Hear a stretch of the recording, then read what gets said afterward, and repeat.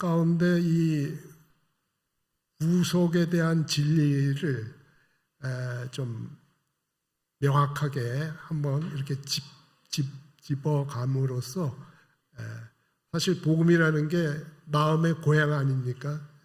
그리고 그래서 항상 우리가 이 복음, 우리의 고향집을 방문하고 그래서 저희 또 자신들을 살펴보고 또 다른 구도자들한테 복음을 전할 때 정말 성경에 계시된 복음의 진리를 따라서 이렇게 전해야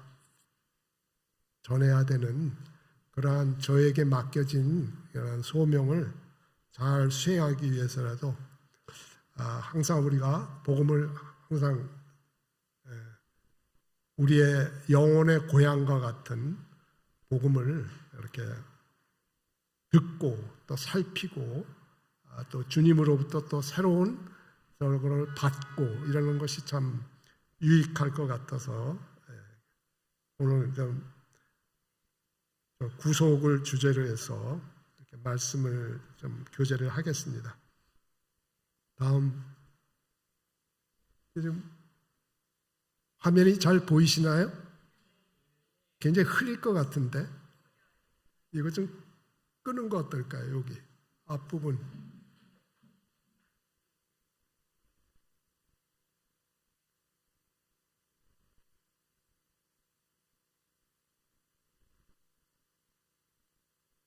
이게 낫습니까? 키는 게 낫습니까?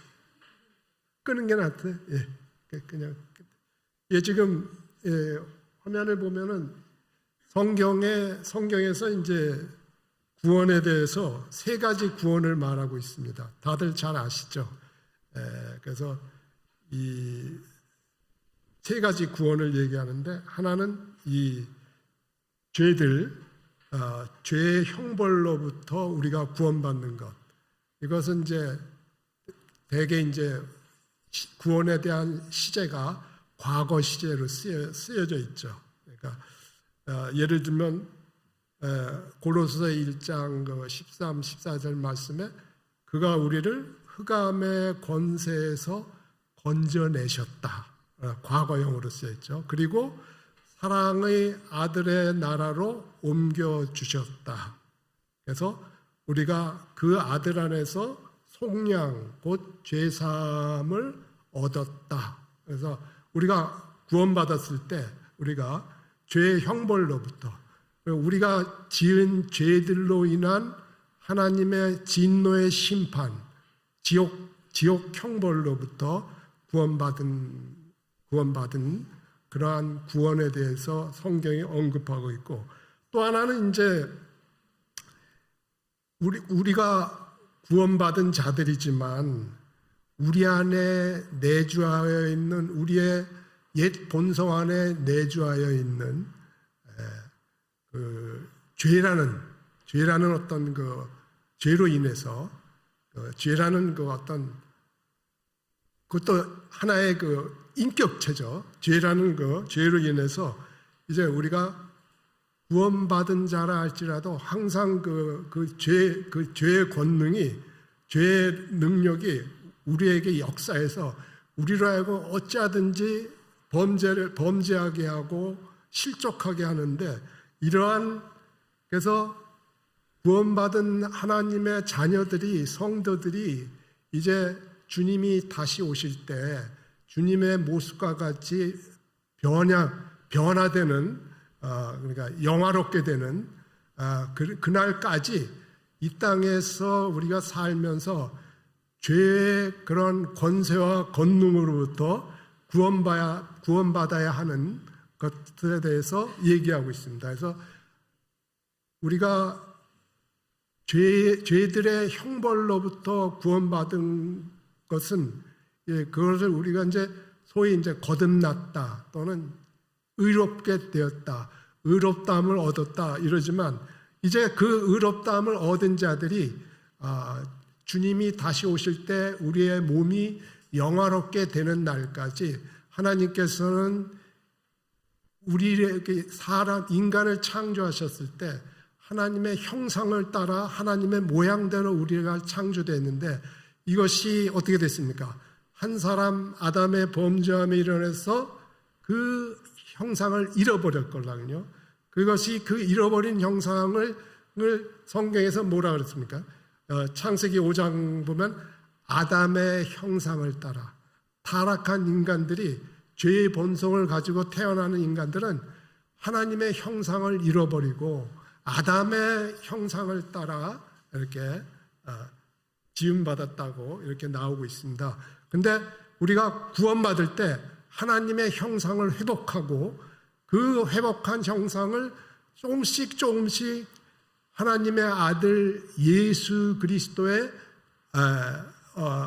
예수 그리스도를 닮아가도록 우리가 날마다 죄의 권세로부터 구원받아야 될 그러한 필요가 있습니다. 그래서 그런 것들 이제 죄의 권세로부터의 구원이라고 그러는데 복잡합니다만 간단하게 이걸 뭐라고 그럽니까? 이 과정을 성화의 과정이라고 그러는 거죠. 성화의 과정. 그리고 이제 죄의 임재로부터 주님께서 우리를 맞이하기 위해서 공중에 재림하실 때 구원받은 성도들이 어떻게 됩니까? 주님께로 휴거되어 갈 때 그때 어떻게 됩니까? 우리의 모습이 변형되죠. 우리가 주님과 같은 형상을 입으면서 변형되면서 주님 앞에 쓰는데 그때는 이제 저희가 우리 안에 있는 죄의 권능으로부터 해방돼서 이제 그때 그래서 이제 주님 앞에 서게 됩니다. 이걸 갖다 이제 영화라고 그러죠. 영화. 그러니까 영화. 그래서 로마서 8장에 보면은 우리를 부르시고 의롭다 하시고 그리고 영화롭게 하셨다는 그런 말이 나오죠. 그래서 이런 구원의 성경에서 이런 세 가지 구원을 말하고 있습니다. 죄들의 형벌로부터의 구원, 지옥 심판을 받아야 되는 죄들의 형벌로부터의 구원, 그리고 구원받은 자가 날마다 매일 하나님의 아들의 형상을 닮아가는 성화되는 과정 중에 죄의 권세로부터, 죄의 권능으로부터의 구원을 얘기하고 있습니다. 그래서 오늘은 이 구속이라는 단어는 죄들의 형벌로부터의 구원에 관한 것들을 오늘 교제하겠습니다. 그리고 나중에 주님이 또 시간을 허락해 주시면은 죄의 권능으로부터의 구원에 대해서 한번 교제를 가질까 합니다. 다음, 이 성경에 이 죄에 대해서 세상이 죄에 대해서 어떠한 견해를 갖고 있는지를 보면은 왜 우리가 이러한 것들을 살펴보냐 하면은 하나님께서 우리를 죄에서 구원하시기 위해서 죄들의 형벌과 죄의 권세로부터 구원하시기 위해서 육신을 입고 이 땅에 오셔야만 되었던 그랬던 그 어떤 이유라고 그럴까요? 하나님께서 그 거룩하시고 의로우시고 영광 가운데 계신 하나님께서 인간들의 죄 아래에 있는 인간들의 그러한 필요에 대해서 절감하시고 그분이 인생들에 대한 사랑으로 우리 인생들을 구원하시기 위해서 육신을 입고 오셔야만 했던 그 이유는 바로 이 죄 때문이거든요. 근데 이 죄에 대해서 세상은 못하고 어떤 식으로 세상이 말하는 죄의 견해는 보통 통상 죄의 존재를 부인하고 세상 가운데서 죄에 대해서 말하는 걸 들어보면은 뭡니까? 거기에는 철저하게 하나님을 배제합니다.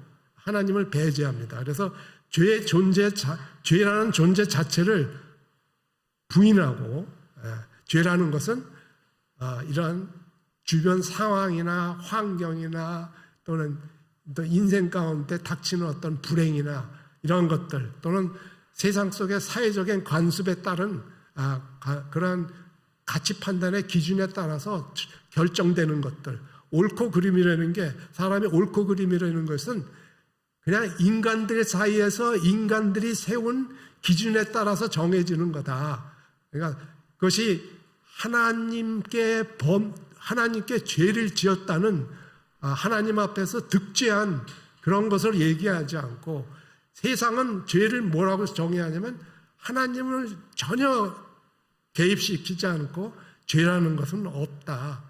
그냥 죄라는 것은 뭐 나쁜 사람들은 다른 사람들한테 해를 입히는 거라든지, 이거는 이러한 죄라는 것은 도덕의 문제이지, 그러니까 도덕적으로 우월하다든지 도덕적으로 타락했다든지 이러한 거를 말하는 거지, 그러한 하나님께서 보시는 죄, 우리의 모든 인생들이 짓는 죄가 누구한테 짓는 겁니까? 사람들한테 짓는 겁니까? 하나님께 짓는 거거든요. 근데 세상은 그렇게 정의를 안 하죠. 그래서 구도자들이 제일 먼저 어려움을 겪는 게 뭡니까? 내가 죄인이라는 사실을 인정을 못하는 거예요. 왜 그렇습니까? 인생들 안에 타락한 본성과 세상으로부터 잘못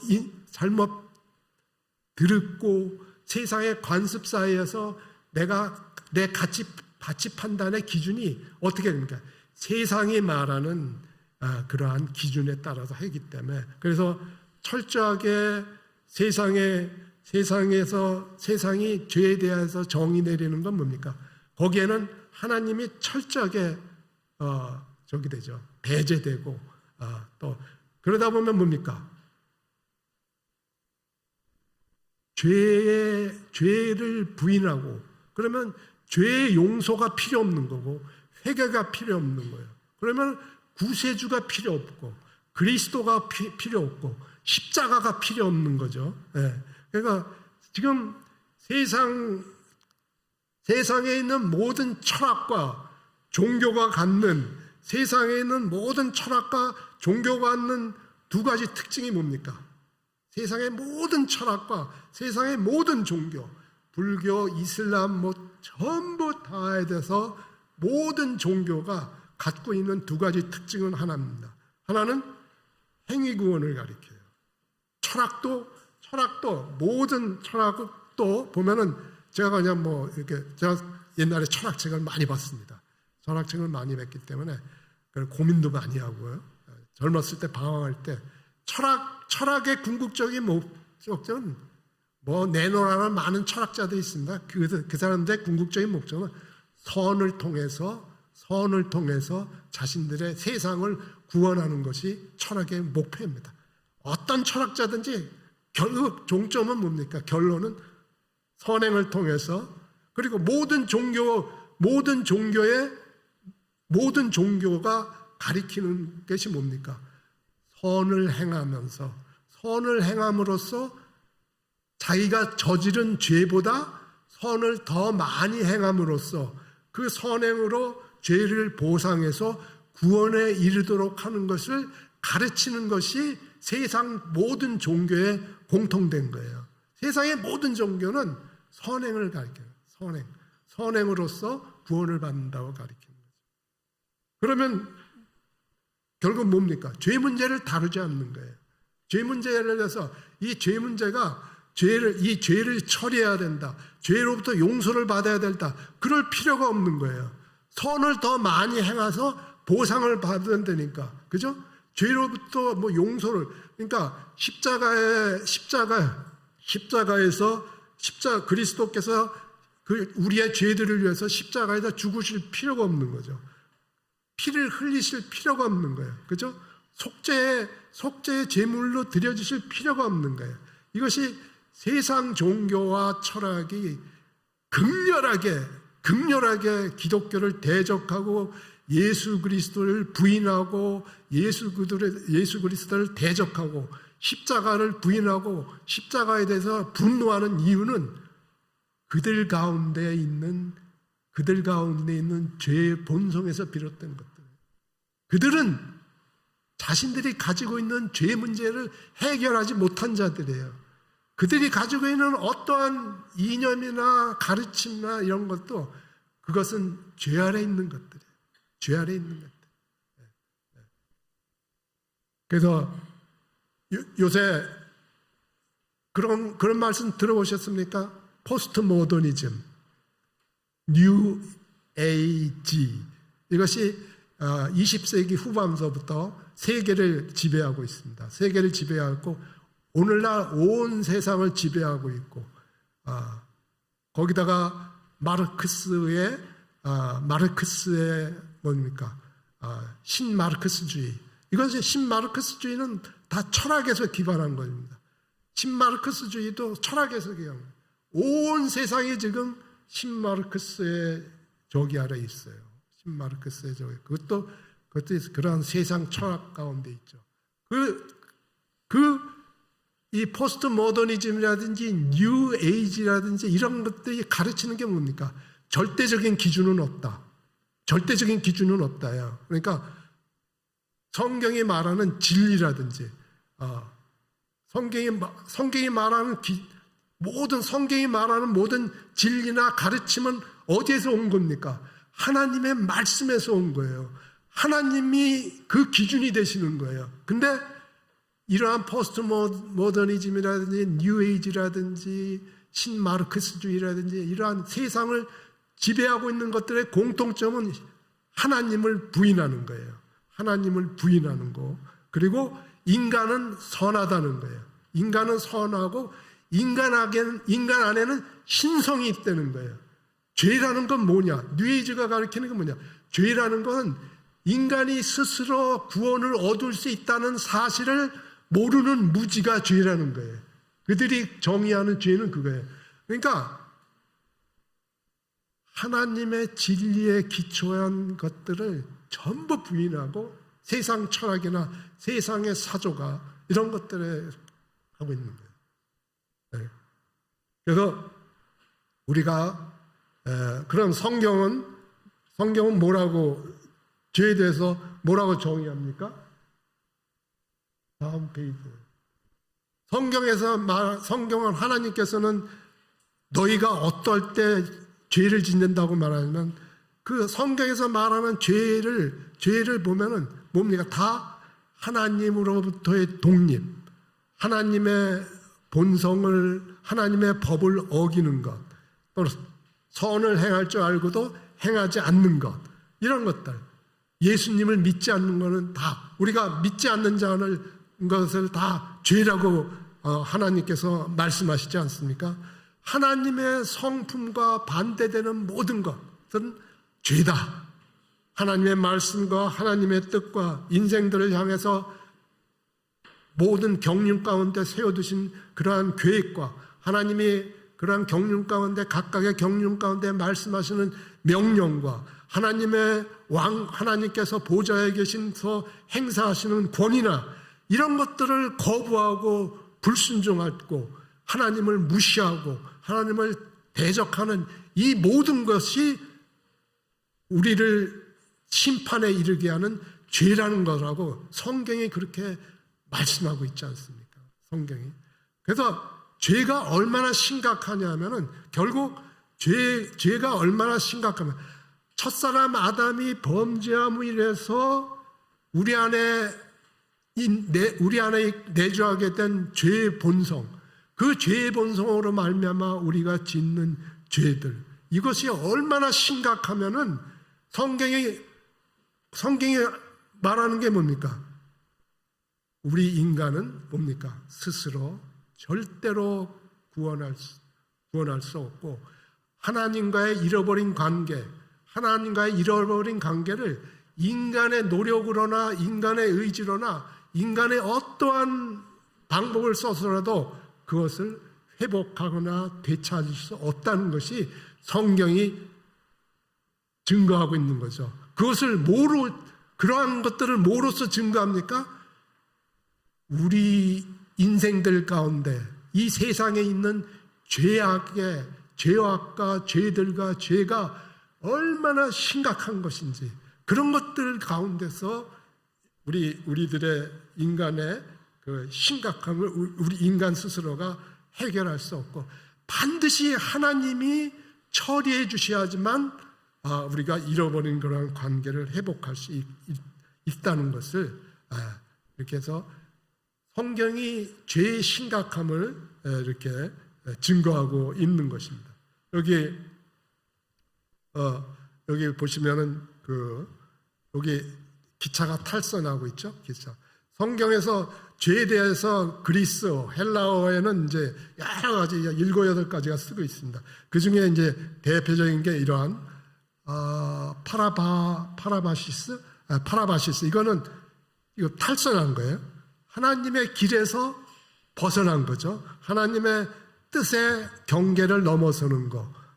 그리고 보면 자주 듣는 하마르티아는 관역에 정확히 맞추지 못하는 거, 하나님의 기준에 도달하지 못하는 것, 하나님께서 말씀 가운데 명령하신 것들에 순종하지 못하고 불순종하는 것, 이러한 것들. 또는 여기 보면은 파라노미아는 율법을 범하는 것, 하나님의 말씀을 범하는 것, 이런 것들이 죄라는 것을 하는 겁니다. 그래서 다시 한번 말씀드리지만,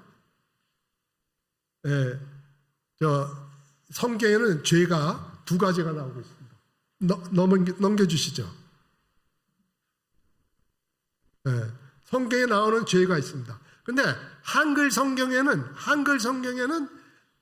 이게 뚜렷하게 구분이 안 돼요. 왜냐하면 성경에는 2가지가 있어요. 죄들, 그리고 죄, 2가지가 있어요. 로마서 1, 2, 3장에서 다루고 있는 것이 뭡니까? 죄들이에요. 죄들이라는 건 뭐예요? 죄들은 뭡니까?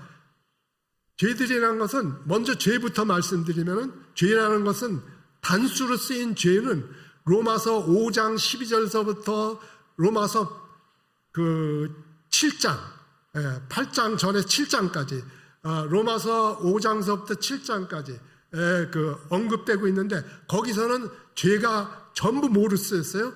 단수로 쓰였어요. 그럼 뭐냐면, 첫사람 아담으로부터 말미암아 세상에 들어와서 우리의 타락한 본성 안에 내주하고 있는 것, 이것을 죄라고 그러는 거예요. 이거는 단수의 죄를 써요. 내 안에 있는 죄.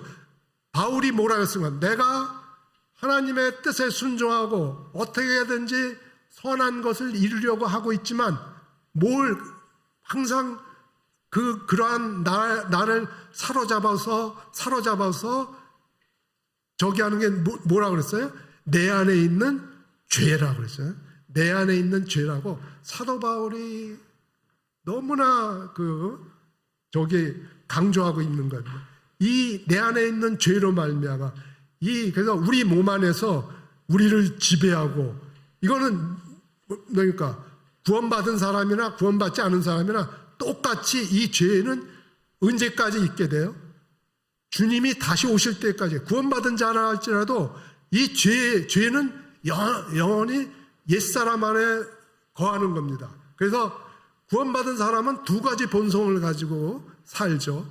옛사람과 새사람을 가지고 있는 겁니다. 옛사람은 그러나 하나님께서, 예수 그리스도께서 십자가에서 이 죄에 대해서 죽고 하나님께 대해서 살아나심으로 말미암아 예수 그리스도 안에서는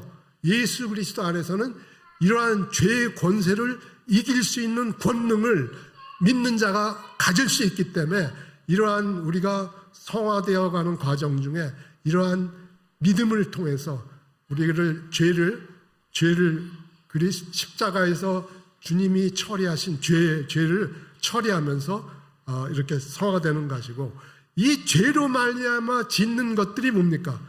사과나무에서 사과가 열매듯이 내 안에 있는 죄로 말미암아 짓게 되는 게 죄들이에요. 이 죄들도 말미암아 뭡니까? 하나님과 나를 가로막고, 하나님과 나 사이에 뭐가 있습니까? 하나님과 나 사이에 이 죄들이 있는 거예요. 성경엔 죄들이 어디에 있다 하냐면 하나님과 나 사이에요. 오직 너의 죄악이 너희와 너의 하나님 사이를 갈라놓았고 너희 죄가 그의 얼굴을 가리어 너희에게서 듣지 않게. 그러니까 그래서 이 죄들로 말미암아 하나님께서 뭡니까? 이 죄들을 가지고 이제 우리가 계시록 20장 가면은 마지막 심판 때, 그죠? 마지막 심판 때 책이 펼쳐 있어요. 책들이 펼쳐 있고 생명책이 펼쳐 있습니다. 이 책들에 마지막 둘째 부활 때 부활한 자들은 뭡니까? 지옥으로 떨어져야 할 그 형벌, 그죠? 지옥 형벌을 받을 자들이죠. 그 첫째 부활에 참여하지 못하고 둘째 부활에 참여하고 둘째 사망을 겪어야 될 자들은 그들이 지은 죄들, 그들 안에 있는 죄로 말미암아 지은 죄들, 이 복수의 죄들이 어디에 다 기록되어 있어요? 그 책들에 다 기록되어 있고 그 책들에 기록된 행위에 따라서 저들이 마지막 심판을 받고 지옥 형벌을 불호수 가운데 불못으로 떨어지는 거죠. 그래서 이러한 이 성경에는 두 가지 죄가 나오고 있습니다. 그래서 이 구속은 뭐로부터의 구속이라는 것은 이 죄들로부터의 구속을 얘기하는 것입니다. 죄는 주님께서 죄는 뭐로 처리하셨습니까? 죄는 십자가에서 예수 그리스도께서 십자가에서 죄에 대해서 죽으심으로 죄를 처리했어요. 죄에 대해서 죽고 살아나셨어요. 그러니까 죄의 권능이 상실된 거예요. 죄가 아무리 총을 쏴도 주님은 안 죽어요. 부활하신 주님은. 왜냐하면 죄의 권세를 뭡니까? 처리했기 때문에. 그런 거는 다음 시간에 하겠습니다만. 그리고 이 죄들이 하나님과 나 사이에도 있지만 죄들이 또 어디에 있습니까? 우리의 양심에 죄들이 우리의 양심을 더럽히고 있어요. 그러니까 히브리서 9장 14절에 뭐라고 그랬습니까? 하나님께 드린 그리스도의 피가 어찌 너희 양심을 죽은 행실에서 깨끗하게 하고 살아계신 하나님을 섬기게 하지 못하겠느냐. 그러니까 우리가 거듭날 때 어떤 일이 일어납니까? 우리가 거듭날 때 어떤 일이 일어나요? 우리의 양심을 더럽히고 우리가 예수 그리스도를 믿을 때 내가 인생 가운데 살아온 엄청난 죄악들, 하나님과 나 사이를 가로막는 엄청난 죄악들, 그리고 내 양심을 더럽히고서 내 양심을 두텁게 감싸고 더럽히고 있는 이 죄들이 어떻게 됩니까? 우리가 예수 그리스도를 믿을 때 그리스도께서 십자가에 흘리신 보혈로 말미암아 씻음을 받는 거예요. 그래서 어떻게 됩니까? 우리의 그 하나님과 나 사이의 죄들이 다 씻겨지고 내 안에 있는 양심이 깨끗이 씻겨졌기 때문에 우리가 깨끗한 마음으로 하나님께 나아갈 수 있고 하나님께서 그러한 나를 보시고 그리스도 안에서 나를 새 사람으로 그리스도 안에서 하나님께서 나를 영접해 주시고 그때 그거를 영접해 주시면서 뭐라는 거예요? 하나님께서 뭐라고 선언하시는 거예요? 너는 의로운 자라고 선언하시는 게 뭡니까? 그게 칭의인 거예요. 로마서 3장에서 나오는 칭의는 바로 그겁니다. 그래서 로마서 4장에서 아브라함과 다윗의 예를 통해서 증거하고 있는 것이 이 죄들을 하나님께서 그리스도께서 십자가에서 흘리신 보혈로 씻겨주신 바로 그자다. 그렇기 때문에 그리스도로 옷 입혀주는 것, 이것이 칭의인 거예요. 이것이 의롭다함을 받은 거예요. 이런 것이 의로운 자로 인정받은 거예요. 네, 그죠? 자, 그래서 다음 패신 이 죄로 다음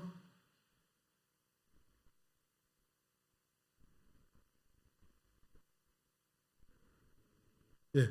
이 죄로 말미암은 그 심판은 뭡니까? 심판은 이게 죽음이죠. 죄의 싹은 뭡니까? 사망, 죽음입니다. 이 성경에서 말하는 죽음은 뭡니까? 영원히 존재가 사라지는 겁니까? 아닙니다.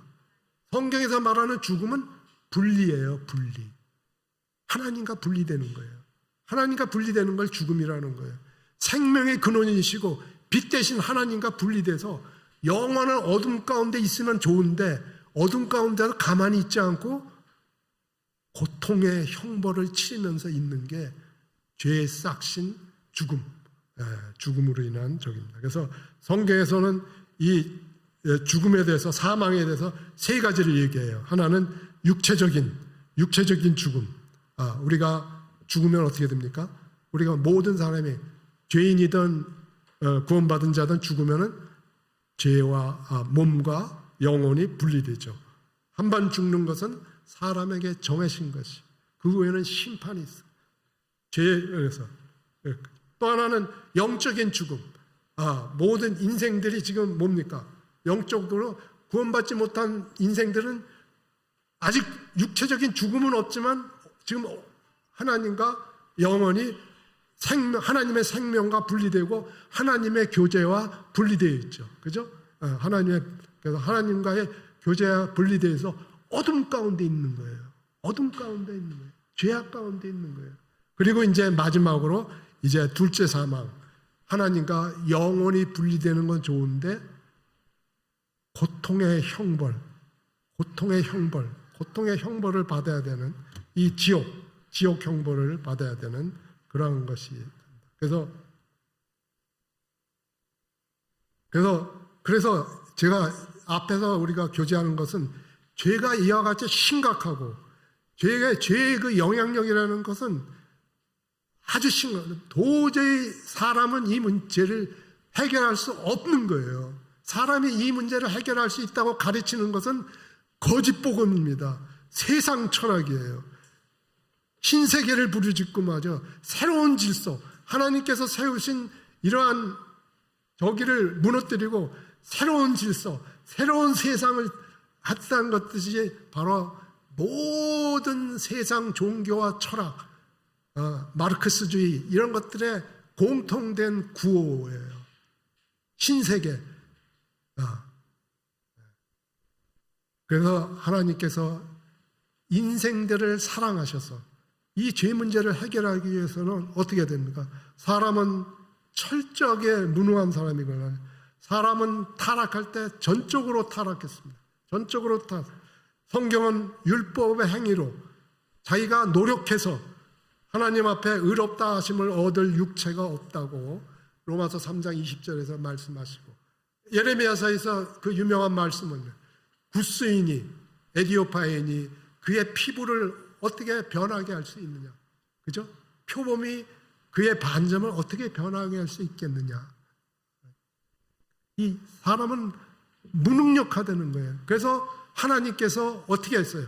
하나님께서 인간을 구원하시기, 그러면은 하나님께서 그 인생들을 불쌍히 여기어서 인생들을 구원하시려면은 일단 뭡니까? 거룩하신 하나님께서 사람의 모든 필요와 연약함과 죄악됨 이런 것들을 다 아셔야 돼요. 그리고 기꺼이 그 사람으로 되셔서 그 사람으로 되셔서 그 인생들이 가지고 있는 죄의 형벌과 이 인생들 가운데 있는 그러한 죄의 본성 이런 것들을 대신 십자가를 대신 뭡니까? 화목케 하는 제물로, 죄들의 용서를 받는 제물로 드려지고, 그러한 그 형벌, 하나님께서 죄에 대해서 내리시는 저주의 형벌, 진노의 심판을 받으셔야만 돼요. 그렇지 않고서는 인생을 구원할 수가 없어요. 그래서 어떻게 하셨습니까? 근본 하나님의 본체이신 분, 하나님과 동등하신 분께서 어떻게 하셨어요? 인생들을 죄들과 죄에서 구원하시기 위해서 인생들의 연약함과 인생들의 필요와 인생들의 죄악됨들 가운데 오셔서 그 죄와 죄들을 짊어지시고 하나님의 심판을 통해서 처리하셔야 했기 때문에 어떻게 했습니까? 그래서 어떻게 했어요? 하나님께서 육신을 입고 이 땅에 오신 겁니다. 하나님이신 예수 그리스도께서 육신을 입고 이 땅에 오신 거예요. 네, 육신. 왜 성육신의 이유가 뭡니까? 성육신의 이유는 오직 하나입니다. 우리가 이 죄의 심각함, 우리의 무능함, 이것 때문에 거룩하시고 의로우심에서 영원하시고 무한하시고 불변하시는 하나님께서 그분의 사랑을 베푸시기 위해서 그 사랑을 베풀어서 육신이 되셔서 이 땅에 오셔서 자신을 인간을 대신해서 화목제물로 드려주시고, 그러죠?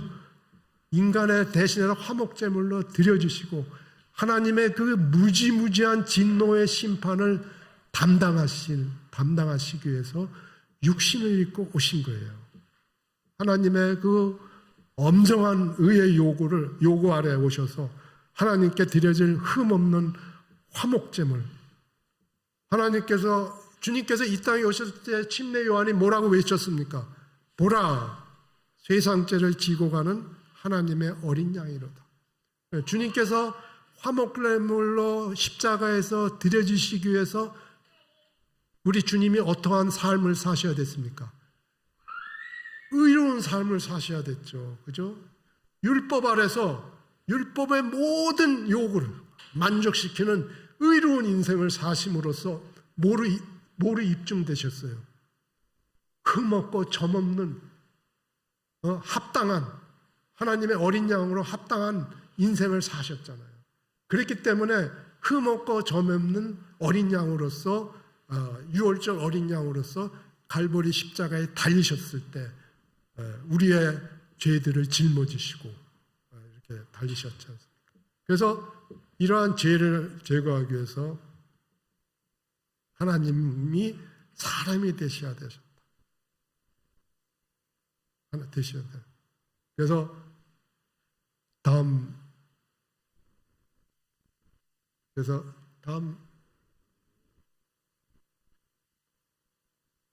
하나님의 방식에 따라서, 왜냐하면 하나님께서는 의로우신 분이세요. 하나님은 거룩하신 분이세요. 의로우신가 거룩하시면서 무한하신 분들이에요. 세상 잡신들, 마호메트나 이런 것처럼 뭐 거룩할 수도 있고 죄도 있는 거지만 우리 하나님은 거룩하시면서 영원하시고 무한하시고 불변하신 분이세요. 의로우시면서 영원하시고 무한하시고 불변하시는 분이 이제 우리를 죄를 사주시려면 무슨 요구를 만족해야 돼요? 그분의 거룩하심, 그분의 의로우심의 기준을 만족해야 돼요. 근데 그분의 의가 요구하는 건, 그분이 죄에 대해서 의로우신 하나님께서 죄에 대해서 요구하시는 건 뭐예요? 죄 지은 자는 어떻게 해야 돼요? 죽어야 되는 거예요. 죄값을 치러야지만 죄를 용서받을 수 있는 거예요. 그래서 뭐습니까? 그러니까 죄사함을 받을 수 있는 하나님의 방식은 죽음으로써 죄값을 치르는 것이고, 그래서 어떻게 해요? 피에는 생명이 있기 때문에 피를 흘림으로써 죽기 때문에 어떻게 했습니까? 피를 흘리셔야 됐죠. 피를 흘리셔야 돼요. 그래서 하나님께서 육신을 입고 하나님과 사람 사이의 중보자가 되셔서 이제 이 하나님의 방식에 따라서 피를 흘리시기 위해서, 피를 흘리셔서 죄값으로 그 피를 흘리셔서 죽으시기 위해서 오셔서 흠없고 점없는 어린 양으로서 하나님의 모든 의로운 요구를 만족하는 의로운 인생을 사심으로써 흠없고 점없는 어린 양이 되셔가지고 이제 마지막으로 갈보리 십자가에서 사람들의 죄들을 짊어지시고 십자가에 달리셔서 하나님의 의가 요구하는 무시무시한 죄의 형벌과 저주를 나무 아래 달리셔서 담당하신 거예요. 예. 예. 이것이 하나님의 정하신 방식이에요. 이 방식을 따라야지만 하나님과 우리 사이의 죄 문제가 해결되는 거란 말이죠. 그래서 우리 주님께서 주님께서 어떻습니까? 친히 베드로전서 2장 24절에 뭡니까? 우리 주님께서 화목제물로 드려주신 것을 뭐라고 말씀하십니까? 친히 나무에 달려 그 몸으로 우리의 죄, 한글 성경에는 죄지만 원어나 보면 죄들이에요. 우리의 죄가 아니야. 우리 안에 내재한 죄가 아니고 친히 나무에 달려 그 몸으로 우리가 지은 죄들, 하나님과 우리 사이에 있고 우리의 양심을 더럽히고 있는 그 죄들을 어떻게 했어요? 짊어지셨고 담당하셨어요. 이는 우리로 죄에 대하여 죽고가 아니고 죄들에 대하여 죽고 죄들의 형벌에 대해 우리가 받아야 될 죄들에 대한 형벌인 죽음을 대신 죽으시고 의에 대해서 우리로 의롭다 하시기 위해서 화목제물로 드려주신 거예요. 죄를 알지도 못하신 분께서 우리를 대신하여 죄가 삼으신 거예요. 그래서 우리 죄를 위한 화목제물로 드려주셨어. 요한일서 4장 10절에 뭐라고 말씀하십니까? 사랑은 여기 있으니 우리가 하나님을 사랑한 것이 아니요 하나님이 우리를 사랑하사 우리가 도저히 스스로는 하나님과의 관계를 회복할 수 없는 무능하고 전적으로 타락한 우리를 사랑하사 우리의 죄들을 속하기 위해서 화목제물로 그 아들을 보내셨더라. 이것이 성육신의 목적이에요. 우리의 그 죄악됨, 마치 뭡니까? 우리가 구약의 아사셀 염소가 어떻게 됩니까? 대속죄일날 두 마리의 염소죠. 한 마리는 이스라엘 민족의 죄를 속죄하기 위해서 아사셀 염소를 대제사장이 안수하고 그거를 광야에 사람이 없는 광야로 보내서 죽게 한 거죠. 이것은 철저하게 뭡니까? 우리에게 화목제물이 되어주신 우리 예수 그리스도를 예표하는 것이 아닙니까? 아사셀 염소.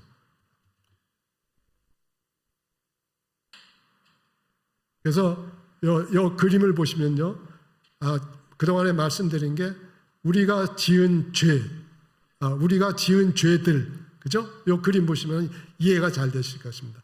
이 그림은 어디서 갖고 왔냐면요, 철로역정에서 가져왔어요. 철로역정에서.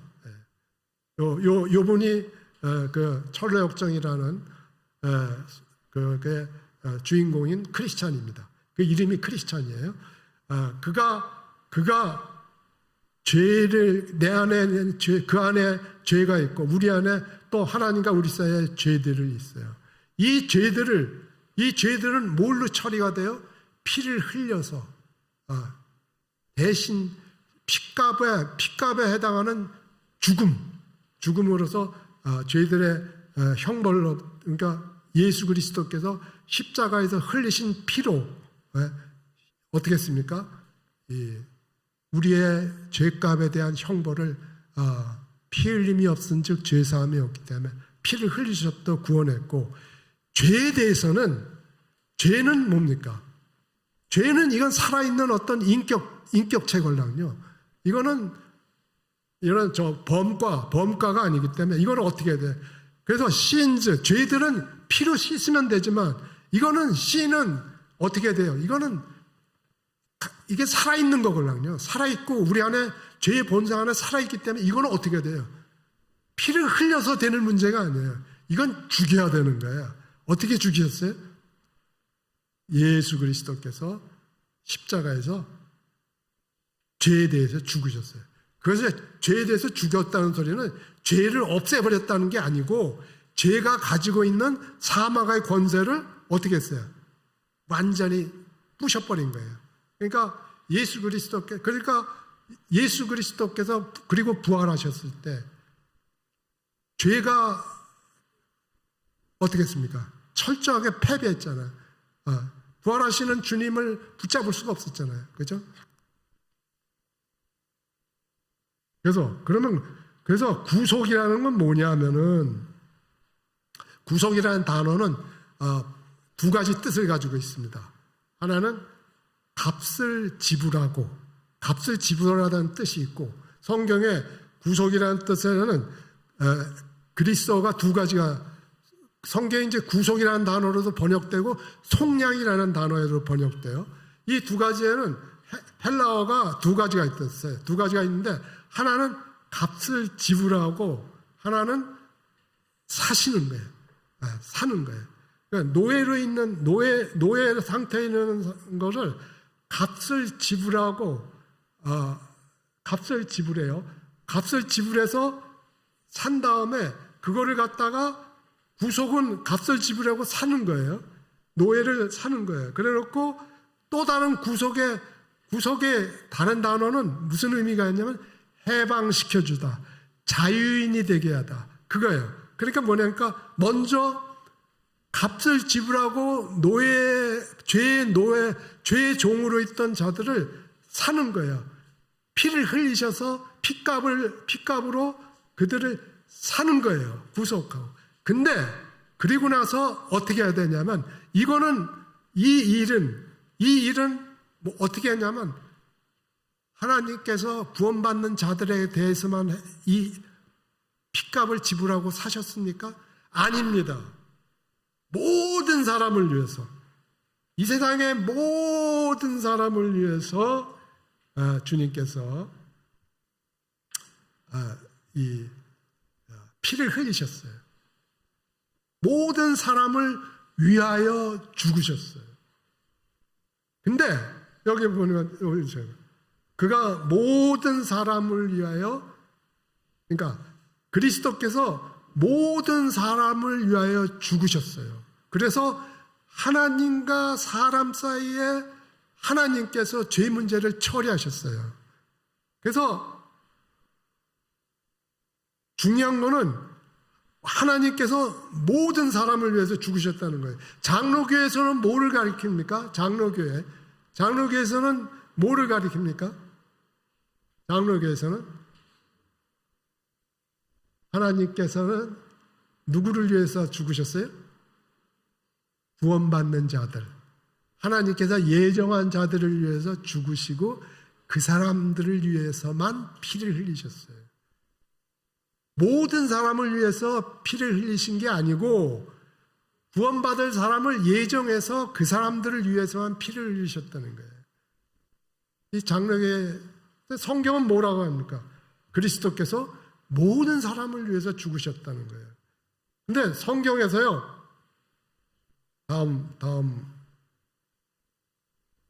그러니까 성경의 이 표현을, 성경의 말씀을 유심히 봐야 됩니다. 우리가 굉장히 오해를 해요. 하나님께서 모든 사람을 위해서 죽으신 거예요. 하나님께서 성경의 표현을 보면은 그리스도께서 모든 사람을 위해서 죽으신 거지 모든 사람을 대신해서 죽으신 건 아니에요. 성경에서 모든 사람을 대신해서 죽였다는 표현은 안 나와요. 모든 사람을 위해서 죽으신 거예요. 모든 사람을 위해서 죽으신. 그러니까 모든 사람은 어떻게 할 수 있어요? 구원을 받을 수 있어요. 왜냐하면 하나님께서 하나님과 사람 사이의 죄 문제를 하나님이 해결해 주셨어요. 그러면 사람한테 필요한 건 뭐만 있으면 돼요? 믿기만 하면 되는 거예요. 믿기만 하면 되는 거예요. 그래서 성경의 표현을 보시면은 여기 그가 모든 사람을 위해서 대속물로, 그러니까 모든 사람의 죄를 대신해서 죽으셨다라고 성경은 말하지 않아요. 성경은 뭐라고 하냐면 모든 사람을 위해서 자신을 대속물로 주셨다. 모든 사람의 죄 문제를 해결하기 위해서 죽으셨다고 그러지 모든 사람의 죄를 위해서 죽으셨다고 말씀하지 않아요. 성경의 어느 구절에도 모든 사람의 죄를 위해서 죽으신 게 아니에요. 모든 사람을 위하여 죽으신 거예요. 만일 모든 사람의 죄를 위해서 예수님이 죽으신다면 회개할 필요 있습니까? 죄인이 회개할 필요 있습니까? 이거를 가리키는 이단들이 있어요. 만인 구원설을 가리키는 이단들이 있어요. 그 이단 중에 하나가 누굽니까? 여호와의 증인입니다. 여호와의 증인. 하나님께서는 모든 사람을 위해서 죽으셔서 하나님과 사람 사이의 죄의 문제를 하나님이 해결하셨어요. 언제? 2000년 전에 갈보리 십자가에서. 하나님께서 2000년 전에 모든 사람의 죄를 위해서 죽으신 건 아니에요. 모든 사람의 죄를 위해서 죽으신 거는 죄인이 하나님의 예수 그리스도를 하나님의 아들이요 나의 구세주요 나의 주로 믿을 때 예수 그리스도께서 십자가에 죽으신 그 죽음의 효력이 그 사람한테 역사해서 그 사람의 죄를 다 사해 주신 거예요. 이것이 그러니까 우리가 이 개념을 잘 아셔야 됩니까? 그래서 그랬을 때 그리스도께서 십자가에서 죽으신 것은 모든 사람을 위해서 죽으셨고 믿는 사람을 대신하여서 죽으신 거예요. 그러니까 믿는 사람을 대신해서 죽으셔서 십자가에서 믿는 사람들의 죄를 처리하신 거예요. 그렇죠? 그러니까 주님은 2000년 전에 갈보리에서 2000년 전에 십자가에서 모든 사람을 위해서 죽으셔서 하나님과 사람 사이에 죄 문제를 사람은 도저히 해결할 수 없는 죄 문제를 해결해 주셨어요. 그것을 이제 교회 시대 때 죄인들이 복음이 선포될 때 은혜의 때 은혜의 마감 구원의 문이 닫히기 전에 예수 그리스도를 믿을 때 그 믿음이 예수 그리스도의 십자가의 죽음의 효력이 나의 모든 죄를 사해 주신 거거든요. 그러니까 그리스도께서 모든 사람을 위하여 죽으셨다고 말하지 그리스도께서 모든 사람을 대신하여 죽으셨다고 말하지는 않아요. 그래서 저기 마태복음 20장 28절에 인자가 온 곳은 자기 목숨을 모든 사람의 대성물로 주려 함이라고 써 있습니까? 아니죠. 뭐라고 써 있어요? 인자가 온 곳은 자기 목숨을 많은 사람의 대성물들, 모든 사람 중에 예수 그리스도의 십자가 사역을 믿고 하나님의 아들을 주요 구세주요 구주로 받아들인 자, 그 많은 사람들, 그리스도를 주와 구주로 믿음으로써 그리스도의 십자가 갈보리 십자가에서 죽으신 죽음의 효능이 그 사람에게 적용돼서 그 사람이 지은 죄들이 용서를 받고 그래서 사망에서 생명으로 건져진 받은 자들, 그러한 자들을 많은 여기서 말하고 있는 거죠. 그죠? 그래서 그걸 갖다가 이제 구속이 완성되는 거죠. 그래서 그 예가 뭐가 있냐면 베드로후서의 2장 1절에 보면 여기 베드로후서 다음 베드로후서에 이런 말이 나와요. 이와 같이 너희 중에도 거짓 선생들이 있으리라. 그들은 멸망하게 할 이단을 가만히 끌어들여 자기들을 사신 주를 부인하고 임박한 멸망을 스스로 취하는 자. 여기 뭐라고 되어 있습니까? 하나님께서 자기들을 예수 그리스도께서 어떻게 했어요? 이 거짓 교사들을 거짓 선생들을 자기들을 사신 주라고 됐어요. 주님이 십자가에서 죽으실 때는 모든 사람들을 위해서 죽으셨어요. 모든 사람들을 위해서 죄종으로 있던 자들을 값을 주고 사셨어요. 그죠? 근데 이들이 어떻게 했어요? 자기를 사신 주를 부인하고 스스로 임박한 멸망을, 그런 주님이 자기들을 사신 그러한 것들을 이제 믿고 구원받으면 되는데 이들은 믿지 않았어요. 그래서 믿지 않았기 때문에 자기들을 사신 주를 부인하고, 성경은 뭐니까? 성경은 뭐, 베드로 사도는 뭐라요? 이들도 주님이 이들을 위하여 죽으셨지만 이들은 주님을 받아들이지 않았기 때문에 어떻게 됐어요? 스스로 임박할 멸망을 스스로 취했다는 거예요. 그래서 그리스도께서 십자가에서 심판을 받으심으로 모든 사람을 위하여 하나님과 사람 사이에는 죄 문제를 해결하신 그 구속의 역사를 죄인이 믿음으로 받아들일 때, 그때 실제적으로 뭡니까? 죄의 용서가 일어나는 거죠. 그리고 죄 사함을 받고 구원을 받게 돼요. 그래서 이 구속이라는 단어는 두 가지가 있어요. 제가 여기에 대속이라는 단어를 쓴 거는 믿고 구원받은, 믿고 구속이 성취된 거를 대신해서 쓴 겁니다. 그러니까 그래서 마지막으로, 이게 이제 마지막에 보시면은, 그래서 이 구속과 대속의 차이점을 우리가 명확하게 알아야 됩니다. 그래서 구속은 2000년 전에 갈보리 십자가에서 그리스도께서 모든 사람을 위하여 죽으심으로써 하나님과 사람 사이에 있는 죄의 문제를 해결해 줬어요. 하나님 편에서.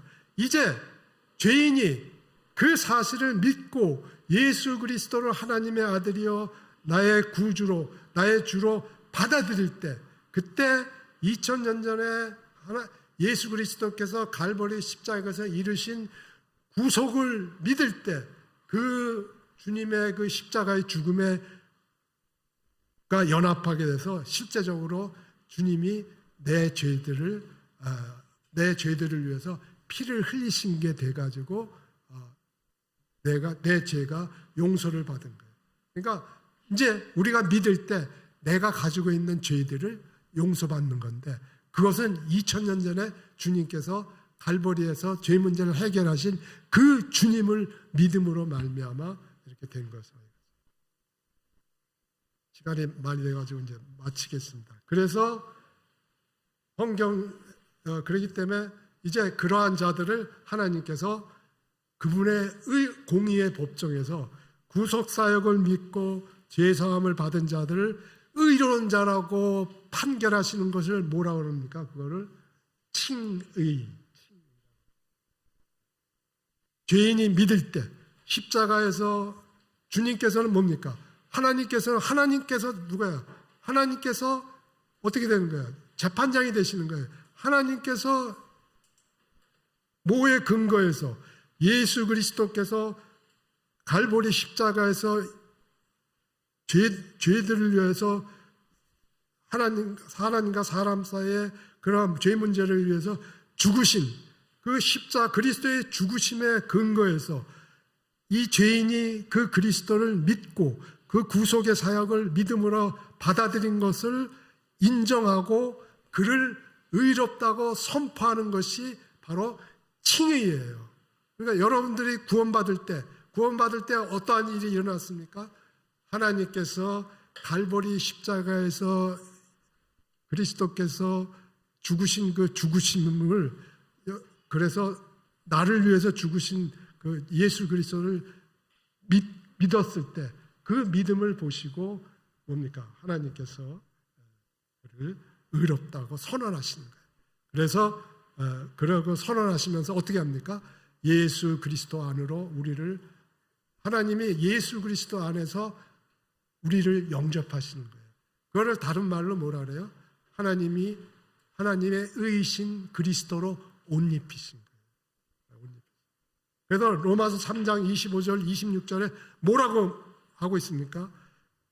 24절부터 보면 그리스도 예수 안에 있는 속량 구속으로 말미암아 하나님의 의로 값없이 의롭다 하시면 얻은 자 되었느니라. 이 예수를 하나님이 그의 피로써 믿음으로 말미암은 화목제물로 세우셨으니 이는 하나님께서 길이 참으시는 중에 전에 지은 죄를 간과하심으로 자기의 의로우심을 나타내려 하심이니 곧 이때에 자기의 의로우심을 나타내사 자기도 의로우시며 또한 예수 믿는 자들을 의롭다 하려 하십니다.